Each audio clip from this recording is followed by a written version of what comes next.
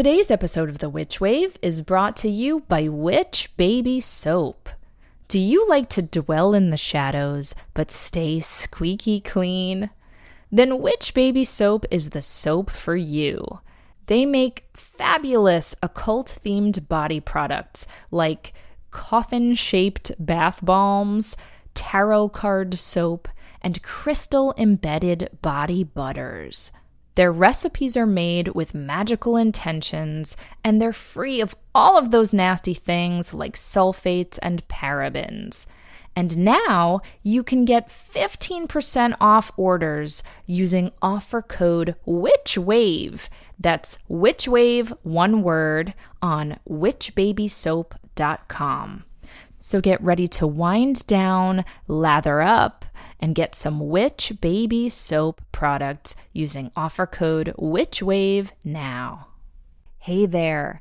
So people are always asking me how they can get more Witch Wave, how they can work with me, how they can find magical community. And my answer is join the Witch Wave Patreon. There is where you'll get bi-weekly bonus Witch Wave Plus episodes, as well as ad-free Witch Wave episodes and detailed show notes for all.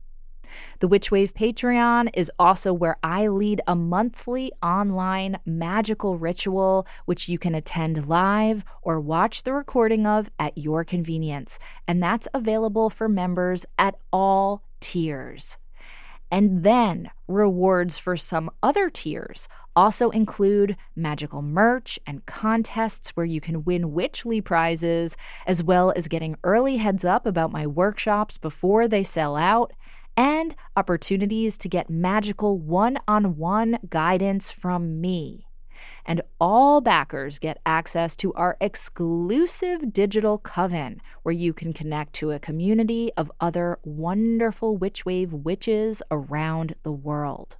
So head on over to patreon.com/witchwave and sign up. It's a marvelous way to get more magic in your life and to support the show. Thank you so much. The world is filled with bewitching people, and you might be one too. Welcome to the podcast where art is magic is real, and reality is stranger than dreams. I'm Pam Grossman, and this is The Witch Wave.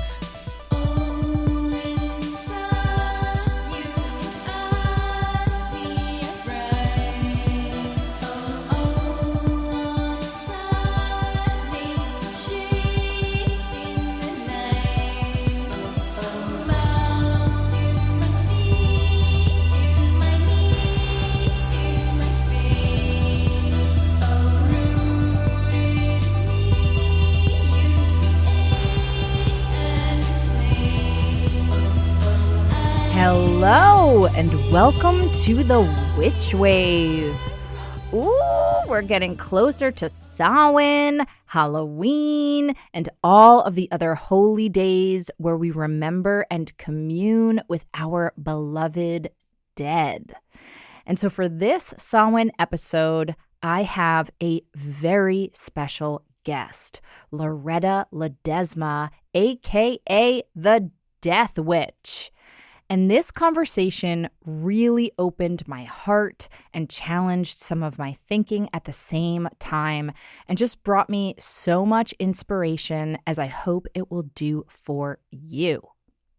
Speaking of inspiration, though, I want to quickly thank you for picking up my new book, Magic Maker: The Enchanted Path to Creativity, which came out last week. And extra thanks to those of you who have been posting about it and writing reviews for it. My goodness, those reviews really do make such a big difference. So thank you to those who have already done that. And thank you to those of you who will do so upon hearing these words. I appreciate it so much. And I'm thrilled to report that the book debuted as the #1 new release in the witchcraft category and the #2 new release in the creativity category on Amazon. And while I have very mixed feelings about that site, those reviews and rankings do help the book find more readers and more listeners of the audiobook. So I'm just so appreciative. Thank you. Thank you. And just a reminder that this Thursday, October 23rd, Jonica Stuckey and I will be diving deep into all things Magic Maker via an online workshop and virtual launch party. We'll be exploring different methods of creative magic making. There will be lots of pretty pictures as always. And as an add-on, you have the option of ordering some signed books as well. And as ever, this will be recorded, so do get your ticket even if you can't be there live. It's going to be a really juicy, sparkly, magical session, and I'm so looking forward to it. And if you happen to be in upstate New York or want to get yourself there, I'm doing a very special in-person event on November 1st. Yes, on Samhain at Madame Fortuna in Narrowsburg, which is my favorite shop out there. It's run by a dear friend of mine, and it is such an enchanting space. I'll be doing a reading from the book and then a conversation about it with Meg Tommen from One Grand Books. And we're going to also make an ancestor altar as part of it. So you are invited to bring an item or several for our altar, which will honor your familial ancestors and or also your creative ancestors. So bring all the David Lynch picks, all the D'Angelo albums, and anything else you feel called to. And that event is free. So I'm looking forward to seeing some of you there. You can get all the details about the Magic Maker online workshop and the in-person Samhain event at pamgrossman.com/events. Now, honoring my ancestors has become such an important part of my witchcraft practice and my creative practice, which I have pretty much blended together at this point. When I call my magic circle before casting a spell or sitting down to write, I often call in the ancestors whose lives I want to honor and whose strength and inspiration I hope to draw from. I call in my grandma Sonia, an incredibly prolific artist who studied under Stuart Davis and who encouraged and delighted in my own artistic curiosity.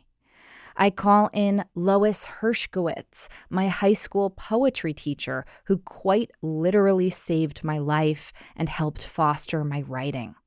And I call in Jim Henson, David Bowie, Lucille Clifton, Diane DePrima, Remedios Varo, and so many other creators whose work has influenced my life and taught me the power of maintaining an unfettered imagination. I believe that our ancestors want us to keep their memories alive, absolutely.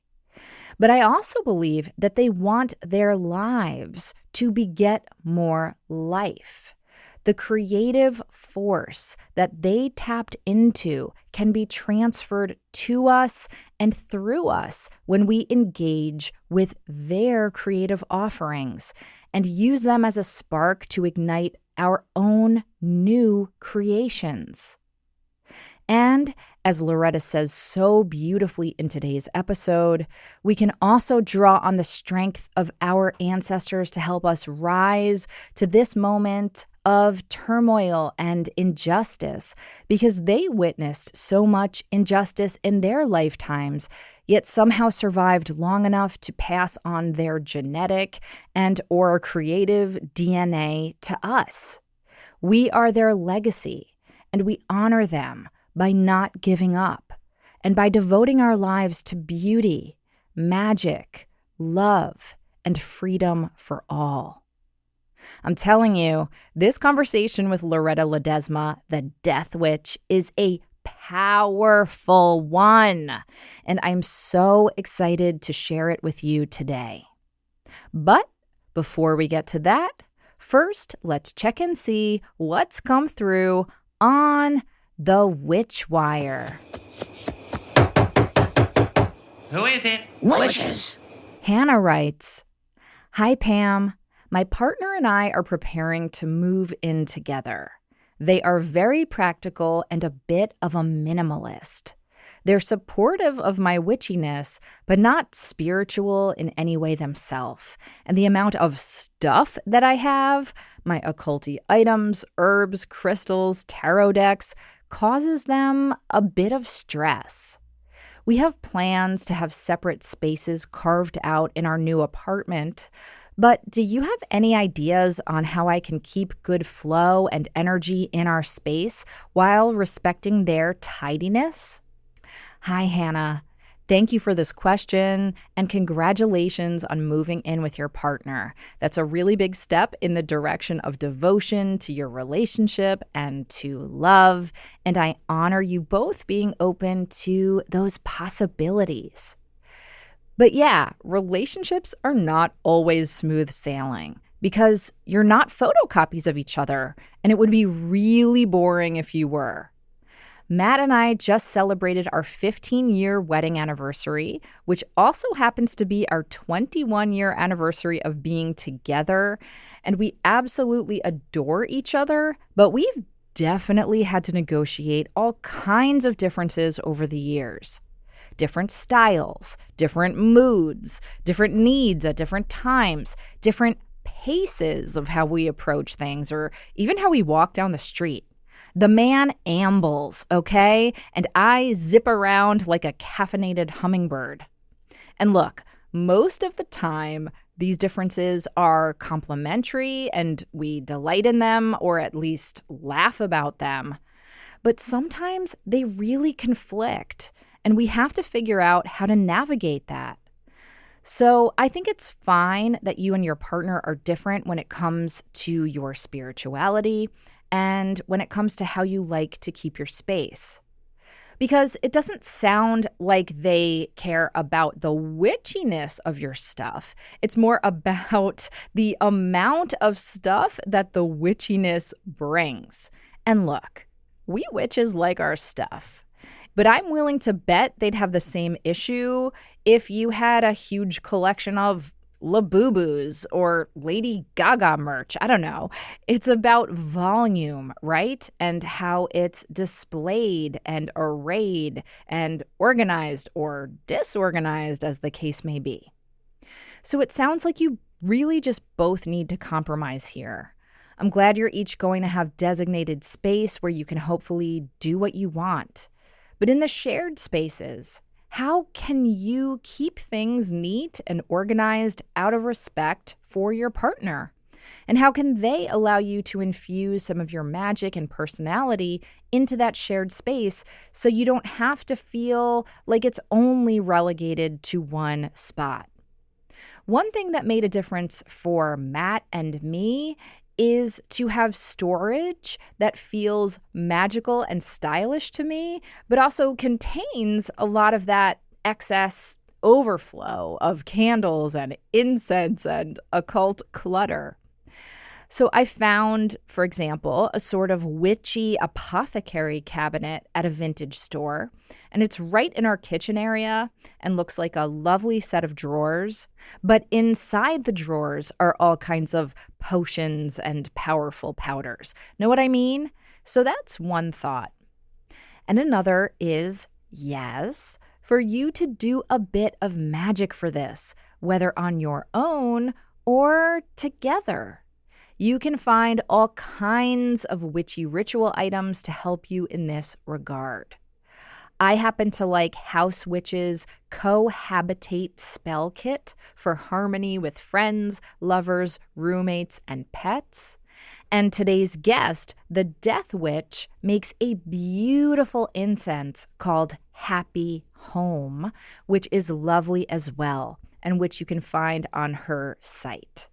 The important thing here is that you are taking time to set intention and to ask for some supernatural support for you, your beloved, and your new shared home. Best witches, and let me know how it goes.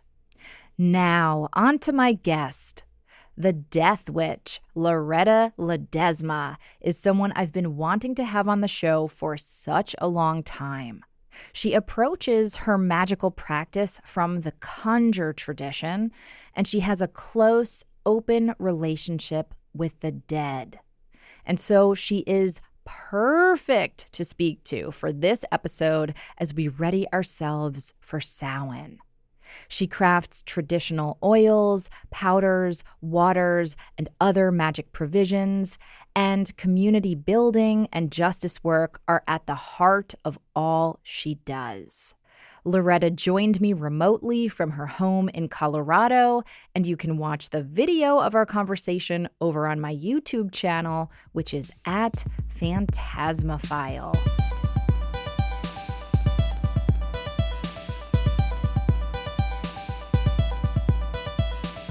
Loretta Ledesma, welcome to the Witch Wave.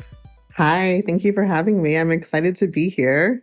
I am so excited to talk to you. You're someone I've been wanting to talk to for a long time. We tried to schedule something a while ago, but stars have finally aligned. So thank you so much for being here. Yeah, thank you. I was super sad when it didn't work out last year, but so much has changed over the years. So it kind of feels more in alignment now.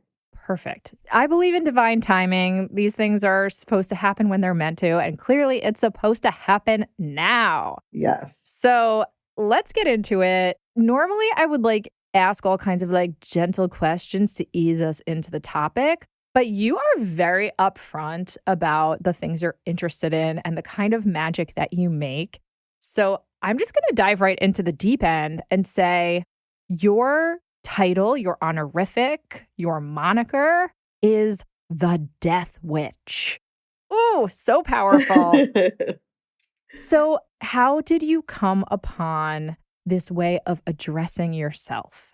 So in the traditions that I work in, the word witch has a bit of a different definition, understanding in our community outside of the term witch now that we all as a collective understand.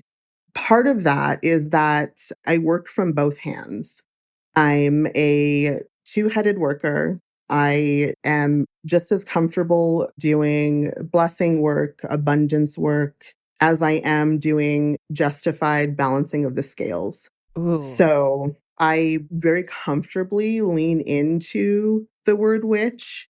And it is something that it's a little taboo in the traditions that I work in. And, oh, my cat just jumped on my goat. That is maybe the most perfect thing you could have possibly said. Okay, yes. Some people are going to be watching this on YouTube, and some people are only going to be listening to this. So for the people who are only listening, can you please describe what is happening behind you?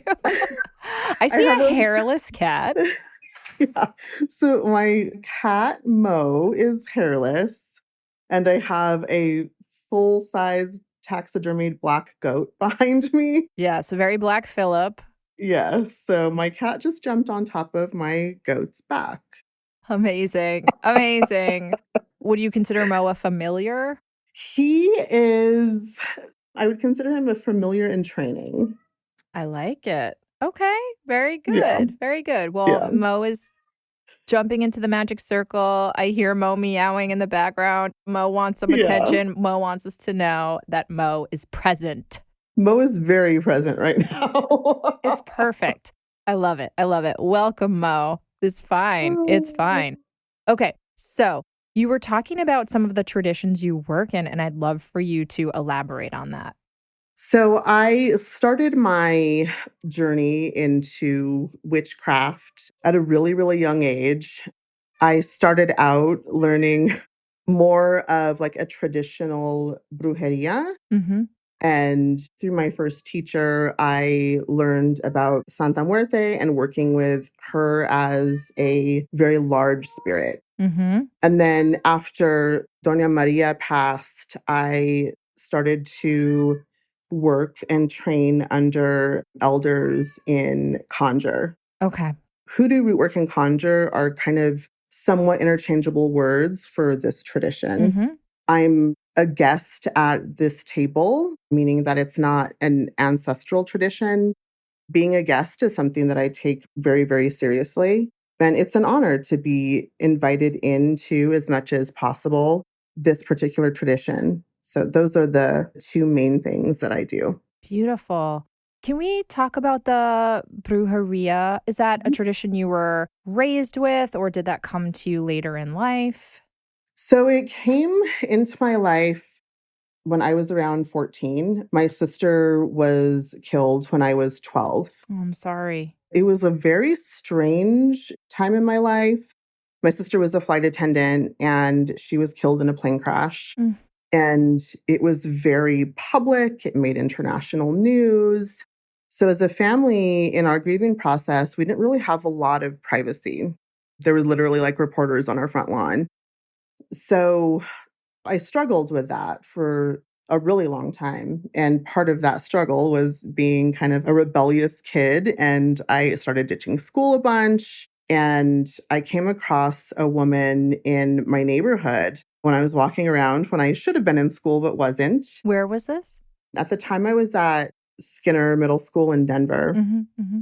And I would see her doing things on the porch, sweeping in ways that didn't look the way that like my parents swept the house, Yep. burning things. She would be outside with rattles. And being a kid who didn't really understand boundaries with strangers, I asked her, like, what are you doing? And she was aware that I should have been in school also. Mm-hmm. So she told me that she wouldn't answer any questions between this time and this time. So it got me back to school. And Wow. so from that point, I started to go to her porch, talk to her, and she was willing to answer some questions, but she also made it really clear that like this relationship couldn't really develop. I was a kid. She needed to know my parents.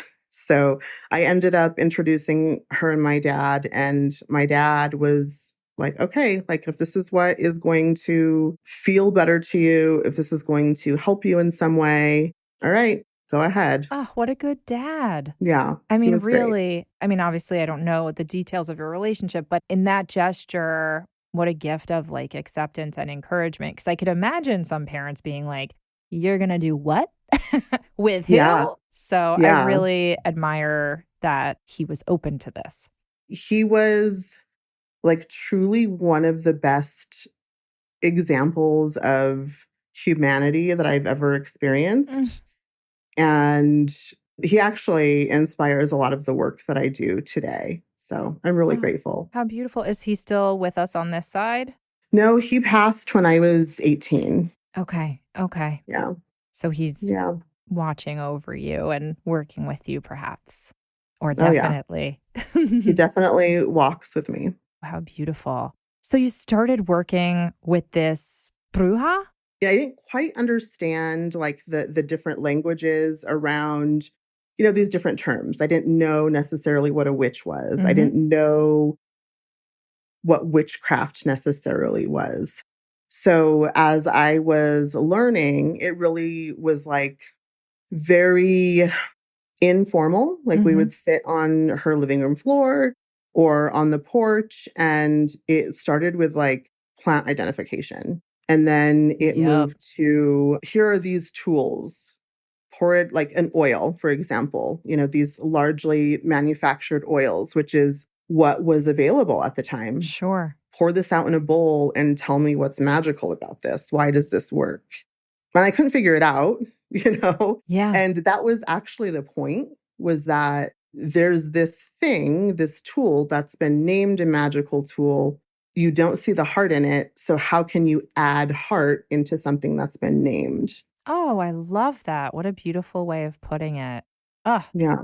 So you were kind of an apprentice, it sounds like, for a few years or for a certain time of your life? Yeah, it was a few years. She passed when I was around 16. Mhm. So it was only a couple of years. She was elderly. She wouldn't have called herself an immigrant, but she was from Mexico. Mhm. And she was really generous with her knowledge and experience. Wow. And it sounds like that may have been fortifying for you at a time when you were grieving and feeling a little bit at sea. When I say that this work has saved my life, I mean that quite literally. I don't know who I would be today if I hadn't been a nosy kid. Yes. Oh, and so you said that's part of your tradition, and then you also eventually sort of evolved into more of a conjure practice. How did that begin for you? So, interestingly, kind of somewhat similarly, Someone was sweeping on a porch. yeah. I came across Professor Porterfield, who is my elder and teacher, Mhm. and his work. And I found his radio show and I would listen and I was like, oh, I'm going to reach out. And I got this idea to just reach out and kind of be annoying. Yeah. And I was able to get a response. And it was like, I'm going to do readings. I'm going to like seek mentorship. It started that way, like a very traditional. Yeah. Were you still a teenager at this point, or did that come a little later? That came a little later. Okay. So between Donna Maria and Professor Porterfield, I was really studying on my own, trying to work on my own. And by this time, I had found peers who were also interested in the work. Yes. So it was kind of loosely, we would sit around and read books and try different things together and see how it all worked out. Yeah. I often say that your coven can be like a book club, just a little bit Yeah. more fun. Yeah, absolutely. So many of us are self taught, we're autodidacts, we're seekers, and so many of us love to read and love to seek out our own path. So, yeah, it sounds like that's kind of what you were doing. That is one of the things that I really love about this work is that so much of it truly is community based Hmm. and it brings people together that might not normally have found each other. Oh, So there's the magic in that in itself. yes, exactly. Exactly. It's so powerful when you find the others, as Timothy Leary famously said. Yeah. Okay, so you're listening to this radio show and you're like, wait, I have to study with this guy. I'm going to make a nuisance of myself until he takes me under his wing. Is that kind of how it went down?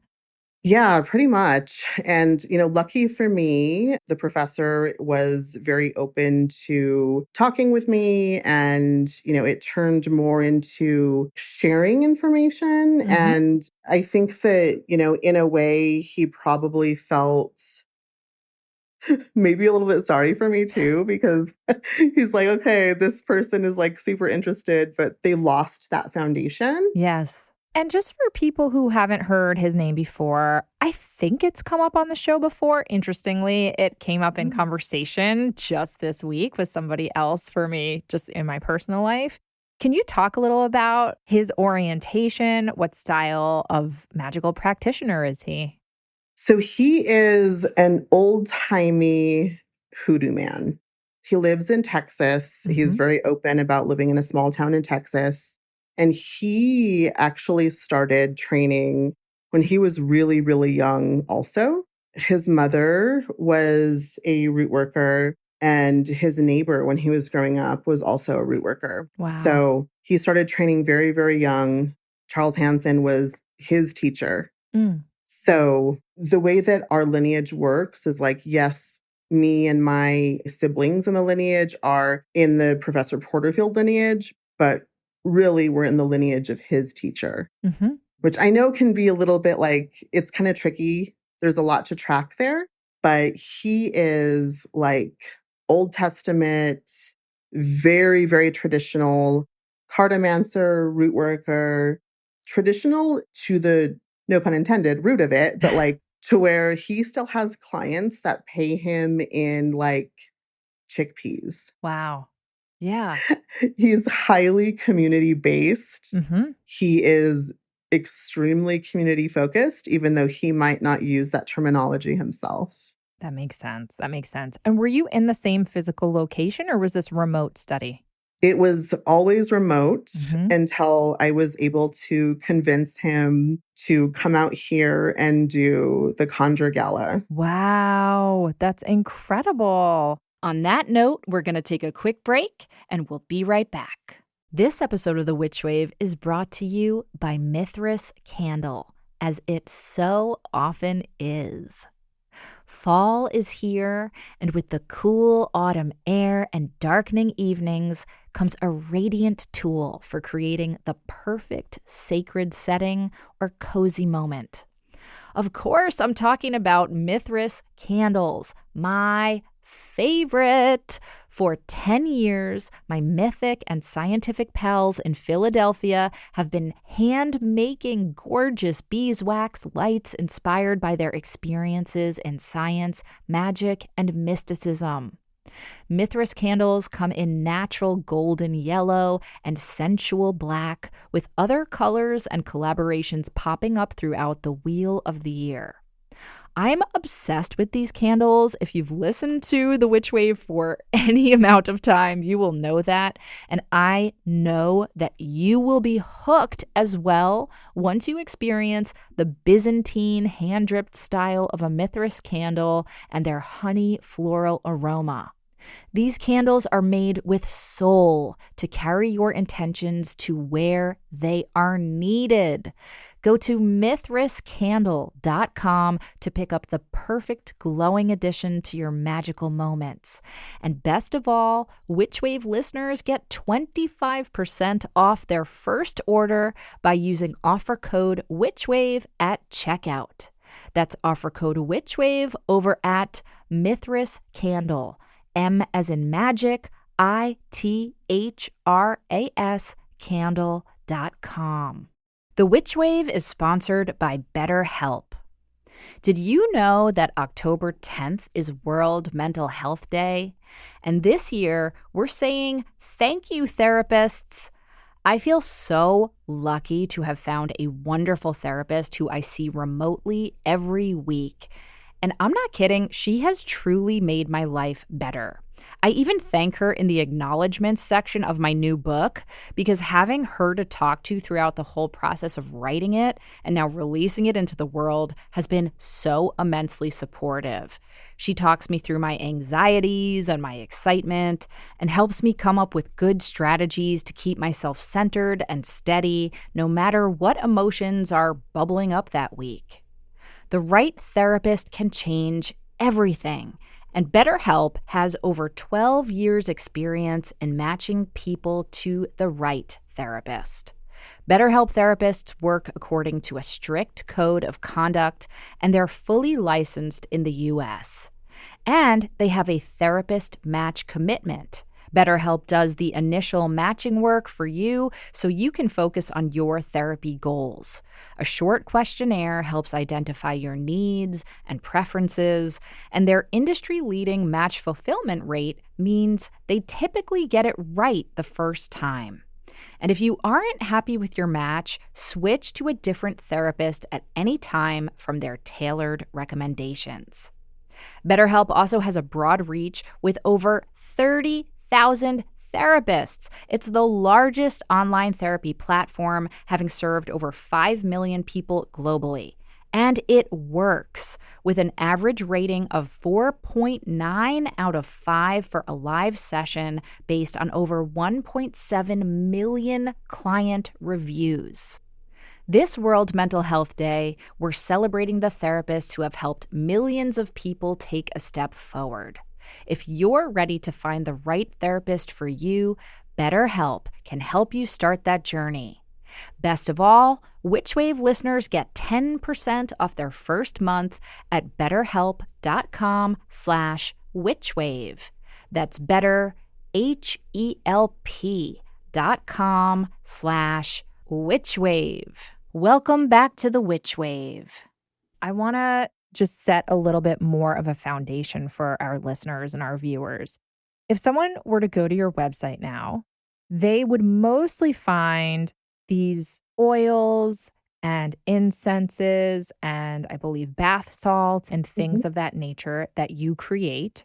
And I understand you also teach, you do consultancies of all kinds in the realm of spirit and magical work. But it seems like a primary focus for you is offering magical materials, magical items, and accoutrement for people and presumably to help people, correct? Yeah. Is that how you'd classify it? Yeah, absolutely. Yeah. And so I was going through some of the items that you have in your shop. And I told you this before we started recording. This is one of the reasons I was really excited and like intrigued to talk to you because I'm usually like out here in these streets being like, witches are not all dark and scary. I'm the kind of witch, I don't hex people as a matter Mhm. of ethics. I believe in like banishings and I believe in bindings and protection magic, but like I'm not out here trying to hex anybody. I'm not out here trying to control anybody. And you are very open that, yes, some of the things you are offering is, right hand path. And some of the Mhm. things you're offering are what we'd call left hand path, maybe. Mhm. That's kind of a clumsy classification. I realize that left is not always malefic, but you know what I mean. There's some shadow items that you Yeah. offer. Mhm. And if you don't mind, I'd like to kind of dig into that, not to in any way like challenge you, just so I have a better understanding and our listeners have a better understanding of the kind of work that you do. Yeah. And maybe we could use some of your items as examples. So, one of the items you have is King Solomon oil, which is about gaining wisdom. And then you also have an oil called Bend Over oil, which is about getting someone to do what you want. Is that right? Yeah, it's a tool for command control and for bending someone's will. Okay. Yeah. So my listeners know that that makes me feel uncomfortable. Like I'm Yeah. just like, Yeah. ugh. Mhm. I don't want to control anybody. And yet I am very open to hearing why you think that that has value and why you feel at peace with offering something like that. Yeah. So I think it's good for people to feel uncomfortable. And I think that it's wise to feel uncomfortable because if we're too comfortable with that type of work, then we're not actually balancing the scales. We're not actually exercising justice. We are diving into work that is only self serving. Right. So I do think it's good for people to question before I put this in the cart, what are as much as I don't like the word intentions, what are my intentions with this tool? Mm-hmm. Mm-hmm. One of the reasons that it is important to have these tools available to us is because as we're experiencing right now in this time and space that we're all in, sometimes we enter into situations where the footing isn't equal.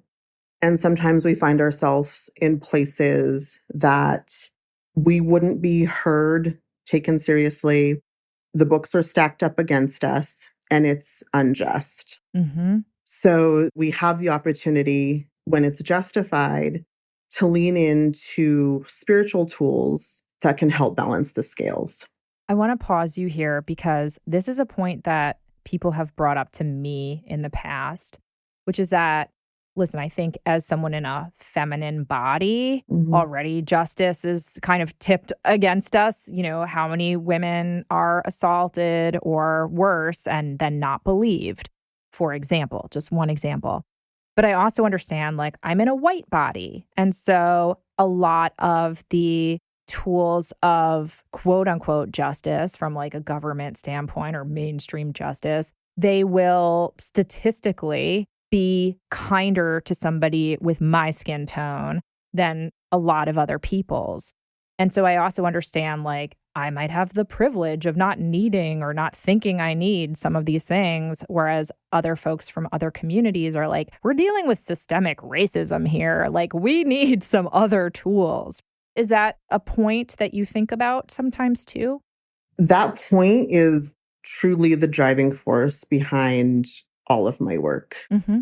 The foundation that this country was even built on is leaned in a direction that is White supremacist?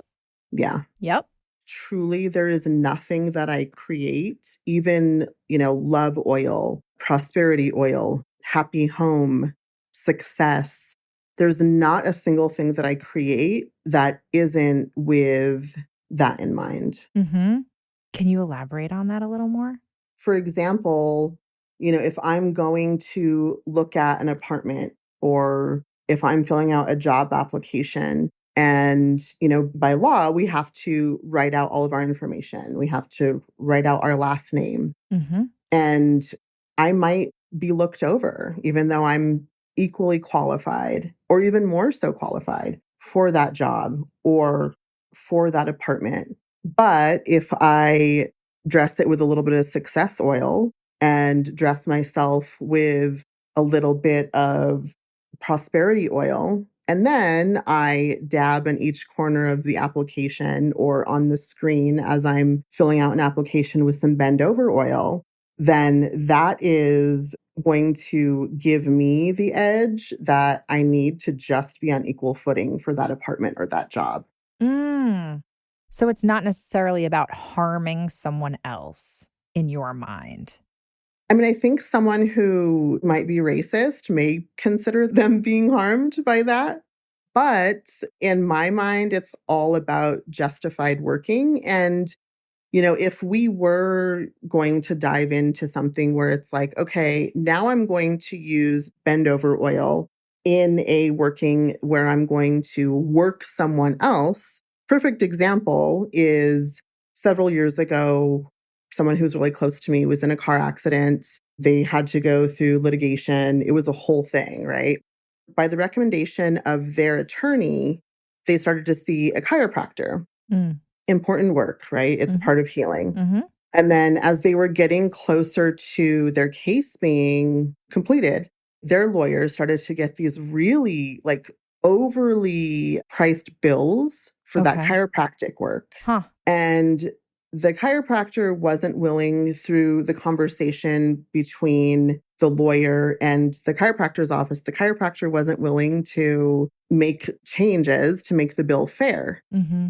So I did some divination on it. You always want to divine and you always want to check in to make sure the work is justified before you do it. Through my divination, the work was justified. Mm-hmm. So I did do work on the chiropractor with bend over work to force them to correct the bill.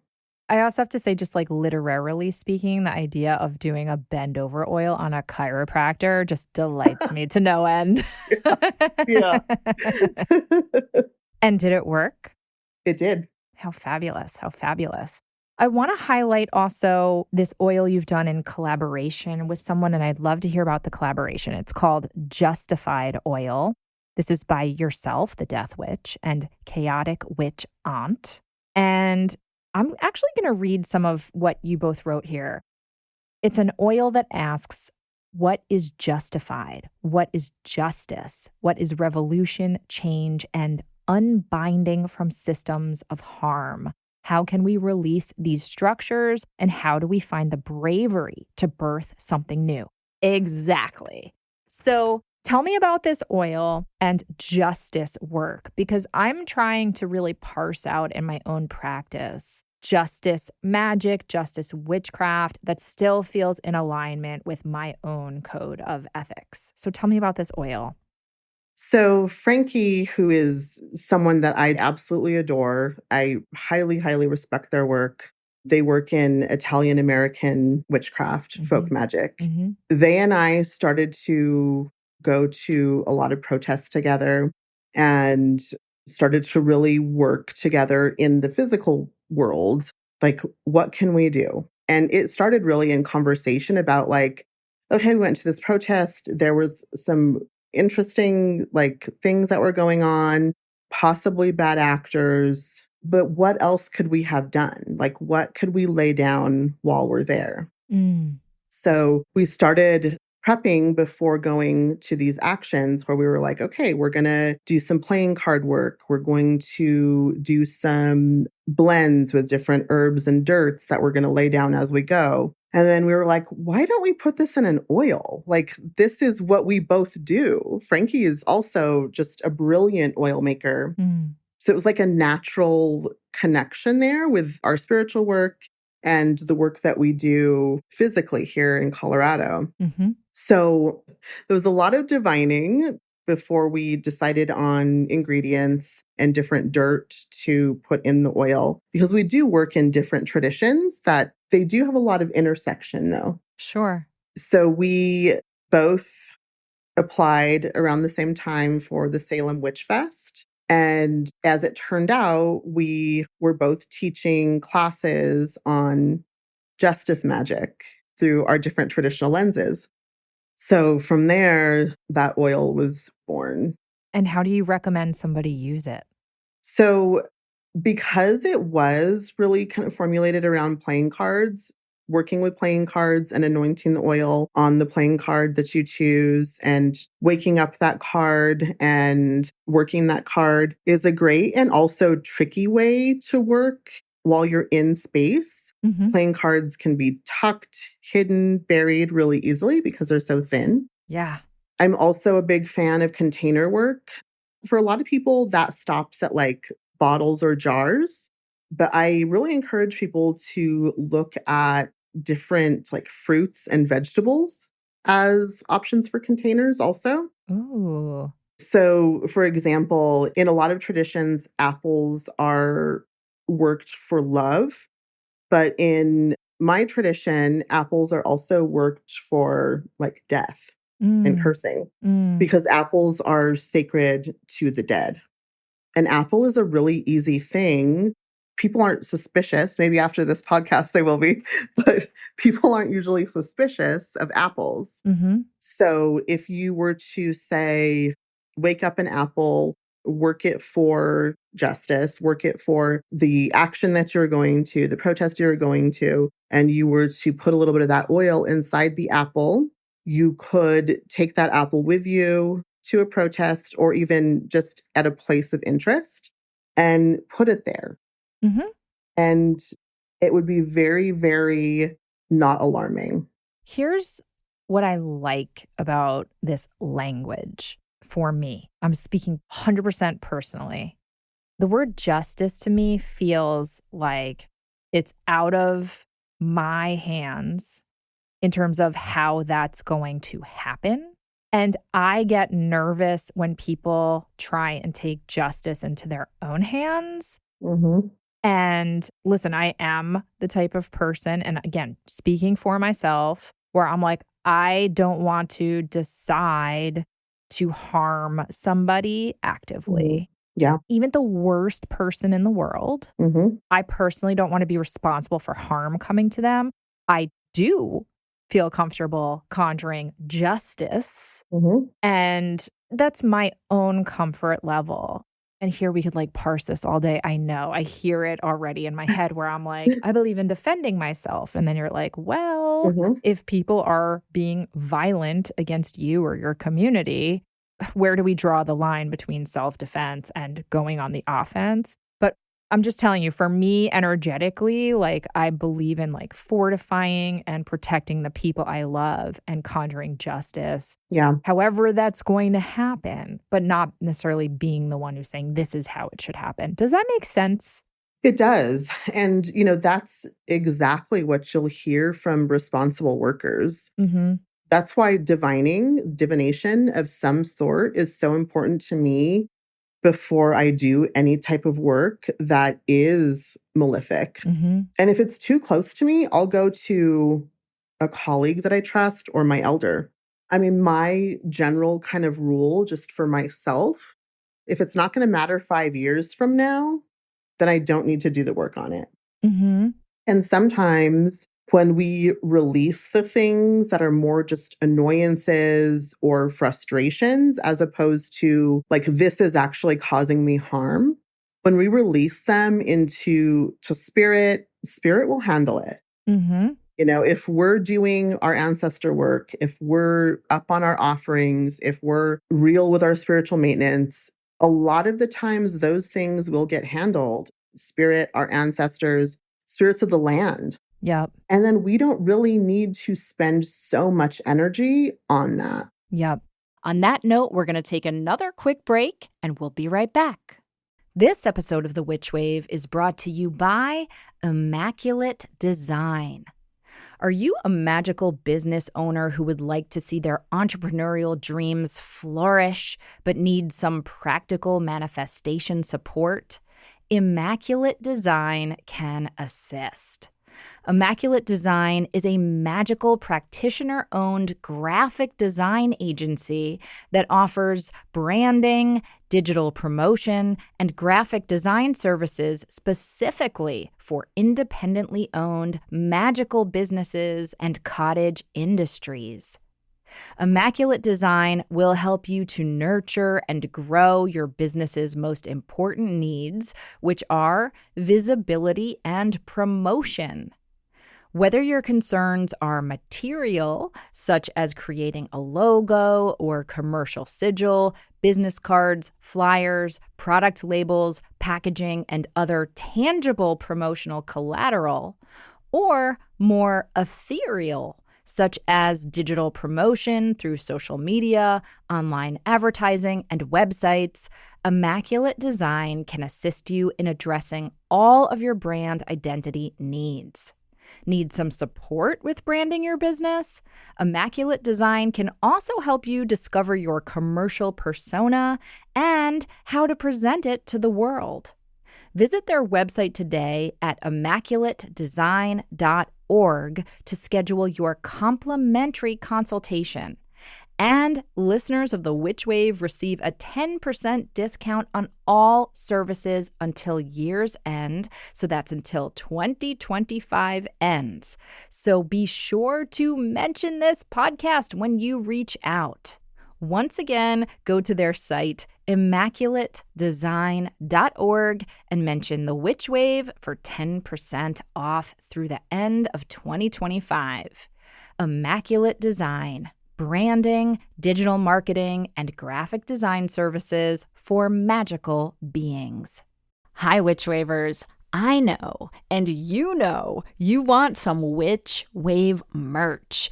And our print-on-demand merch site is now available through Dashery. So if you want to get different variations of our gorgeous Witch Wave logo designed by Thunderwing, or our Witches Are the Future catchphrase designed by Lara Antal, printed on everything from t-shirts, mugs, totes, stickers, magnets, notebooks, you name it, you can. Shirts come in different styles and fabrics and are available in sizes small through 5XL, so you can order whatever you'll feel you're most comfortable and most magical in. So head on over to witchwave.dashery.com. That's witchwave.dashery.com, or you can click the Dashery link in the Witch Wave shop over at witchwavepodcast.com/shop. Welcome back to the Witch Wave. I want to be really careful with what I'm about to ask you for both of our sakes. Mm-hmm. But let's just fucking say it. We're in a crazy time. Mm-hmm. I mean, injustice has always been part of this country. White supremacy has always been part of this country's history. Oppression has always been part of this country's history. There's also great things about America. I love this country. But let's be honest. And yet, I would offer that, at least to me in my limited worldview, this seems like an accelerated time of oppression, of white supremacy, of authoritarianism. We see what ICE is doing and what's happening to immigrants. I mean, we see what's happening to all kinds of people who do not fit this very narrow profile of straight, white, usually male, usually wealthy, usually church-going or pretending to be. And so everybody else who is not fitting that profile right now are under threat. Like, there are real statements being made publicly by this administration. Yeah. And so I guess I'm just wondering, like, how you're thinking about magic in this time and how it can be supportive but also still be responsible and ethical. Yeah. So ethics are something that I think about almost every day because I realize that the ethics that I was raised with don't necessarily apply today. Hmm. And that's something that is actually pretty heartbreaking to me. My parents like fully believed in this place. There's an ancient Iranian religion, and the words of Zoroaster were good thoughts, good deeds, good actions. Mm-hmm. And I really believed that growing up. And my parents really, really believed that. And it's heartbreaking to me that that isn't necessarily true today. So the idea of ethics is something that I feel like I almost have to be willing to change day to day. Hmm.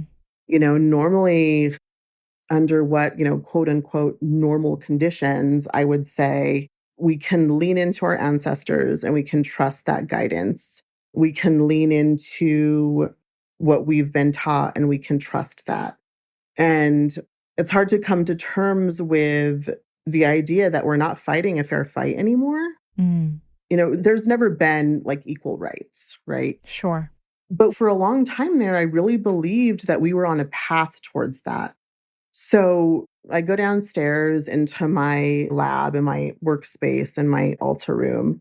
I'm faced with this isn't just about a client or my community needing just judge work, because most people who are finding themselves wrapped up in these ICE operations don't even make it to the courtroom. Mm-hmm. So ethically, I have to be willing, for the sake of community care, to say, okay, you know what? As opposed to that, I might have to fuck up someone's day.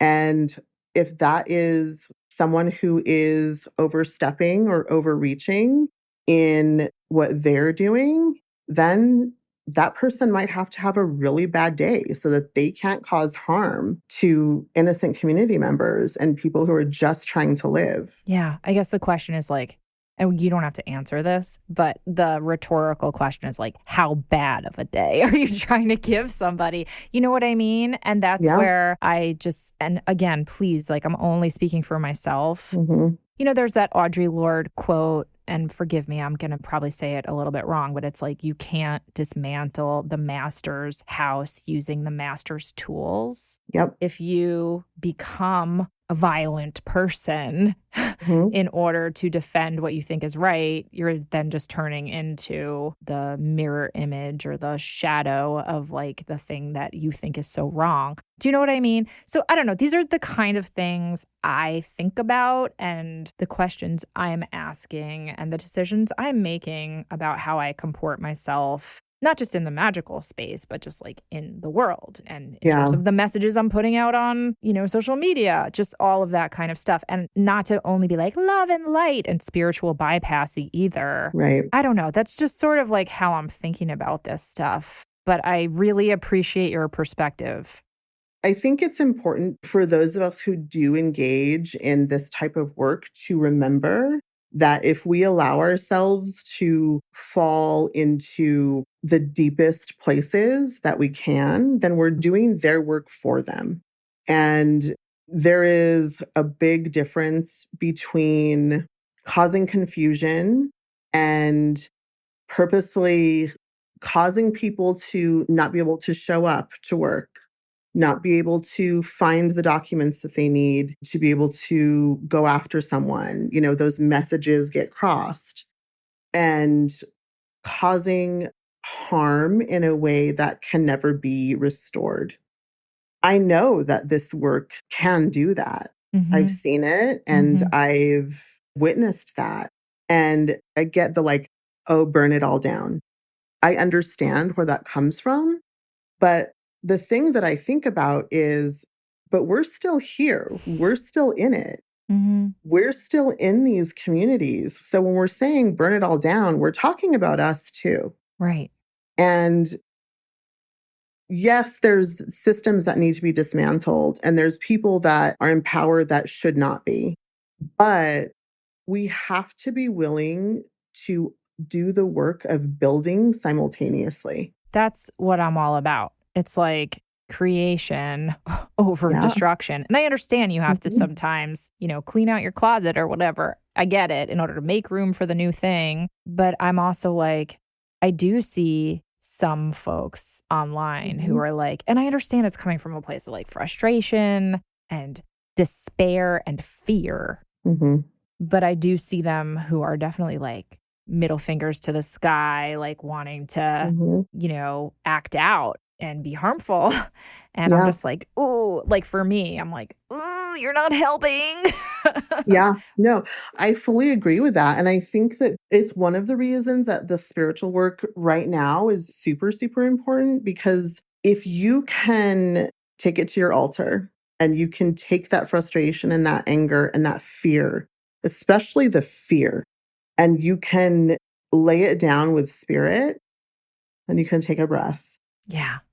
And you can look outside and you can look into your community and you can remind yourself of all the really important and good and solid things that are happening around us. And if we can get away from our phones for a little bit, and I'm not saying, don't pay attention to what's happening, but truly it is so important to fortify communities and to not just build, like participate in your community. Yeah.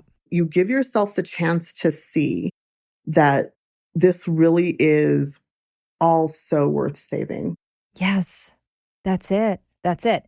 You write pretty regularly on your Instagram, speak love into people every chance you get. So I also want to just make sure people know that, like, yes, you're the death witch. And yes, you have Spider Queen oil on your website, but you also, I think, are orienting from a place of great love and a sense of protection. And this isn't just about, like you said, being destructive. And, some people I think really glamorize like the shadow stuff and, left-handed magic and malefic magic. And you're like, that's not where you're coming from with this, right? No, not at all. In fact, I approach everything from a place of ferociously loving my community. I feel like it's really, really important to think about what love really is and what that means to you and how you do speak that into people. It's one thing to tell people, I love you, you're my friend, but it's another thing to show up. Yes. And I've watched people who have felt alone and who have felt very unloved. And I've watched people make decisions based on that. And in my mind, it's been a lost opportunity. And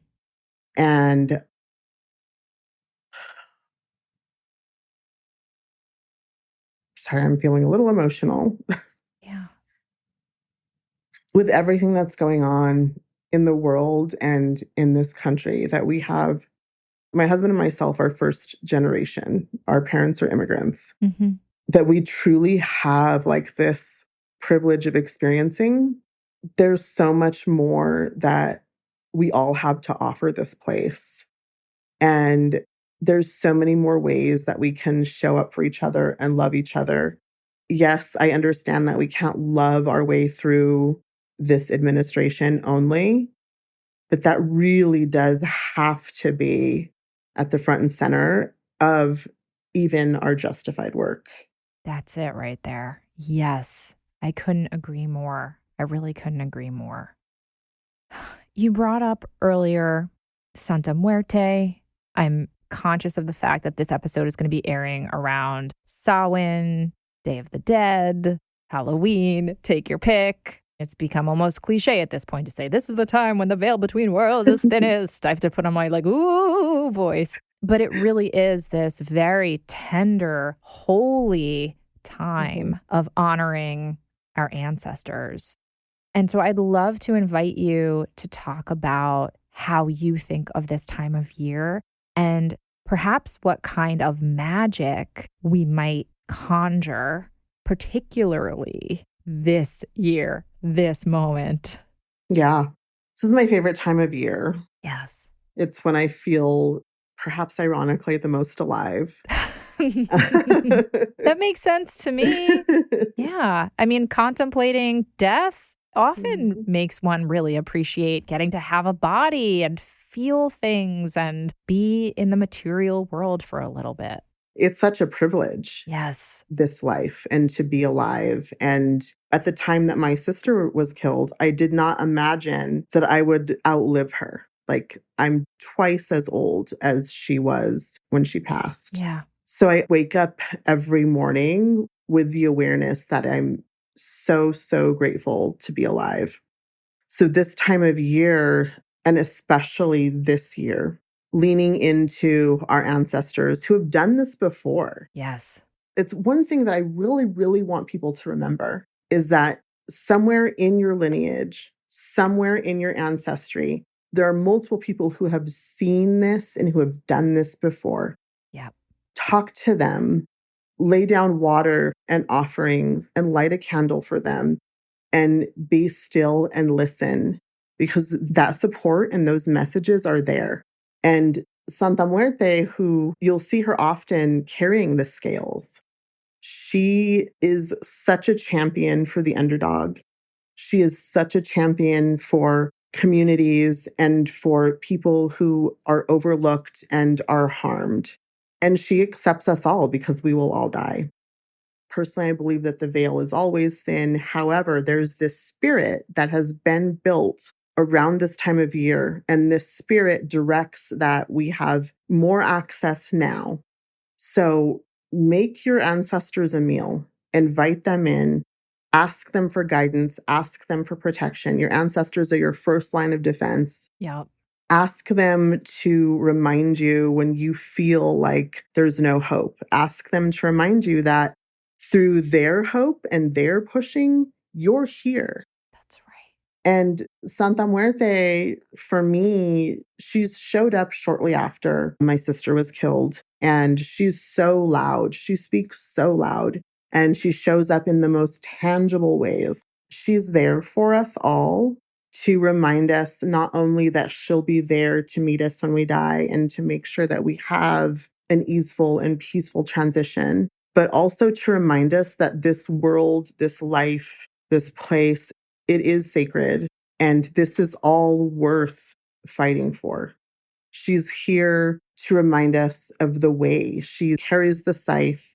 She's there to help us clear out some of this debris so that we can pave new roads, so that we can open new roads, so that we can do the road opening magic. And in that, close some roads. You know, if you can open roads, you can close roads. You can say, I don't want any more of this in my community. I want this instead. Yes. Oh, I feel like you're someone that I could speak to for 7 days straight. Out of respect for your time and energy, we need to wrap things up. But thank you so much for those incredibly wise words. I needed to hear it. I'm sure a lot of people listening and watching will need to hear that too. And I just appreciate you so much. In our final moments together, people are definitely going to want to get some of your oils and other magical items. I'm sure they're going to want to learn more from you and perhaps even work with you. What is the best way for people to connect with the Death Witch? I'm pretty available on email. My Instagram is @thedeathwitch. My website is thedeathwitch.black. That just happened to be what was available. Perfect. I love it. I will be vending in person at the Salem Night Fair the 24th and 25th of October. And I'll actually be working in the shop that I own in Salem for most of October. So you own a shop and you live elsewhere. Is that right? Yeah. So I co-own the Cauldron Black in Salem. The other owner does live there. So I do a lot of things remotely and I travel back and forth. Ooh, very, very, very cosmopolitan. Yeah, just fancy. I love a fancy witch. Well, Loretta, this has been really educational, insightful, illuminating, inspiring. I really hope that this is the first of many conversations that you and I will have, whether on or off mic. Until then, thank you so much for being on the Witch Wave and Blessed Samhain. Thank you. This has been a really also needed conversation. I appreciate you. That's it for the show. Thank you again to Loretta Ledesma for conjuring her justice magic with me. Do you have questions, feedback, need some witchly advice, or just want to share something magical that happened to you recently? Drop us an email or a voice memo over at witchwavepodcast@gmail.com. We'd love to hear from you, and you just might make it on the Witch Wire. Please check out the video of my conversation with today's guest and prior guests over at my YouTube channel @Phantasmophile, and please like and subscribe. The Witch Wave is a Phantasmophile production, written and produced by me, Pam Grossman. We are 100% independently run and proud of it. This episode was recorded and edited by Josh Wilcox and/or Walter Nordquist and myself. Our theme music is the song Hand and I by Lycanthia. Our new Witch Wave logo was designed by Thunderwing. Special thanks go to Matt Freeman, Laura Antal, and Cece Pascal. Please pick up my books Magic Maker and Waking the Witch, or the Witchcraft volume I co-edited for Tashin's Library of Esoterica series. And if you want more Witch Wave, or you would just like to support the show, please join us over on Patreon. That's patreon.com/witchwave. Thank you so much for listening. Witches are the future. I'll catch you next time on the Witch Wave.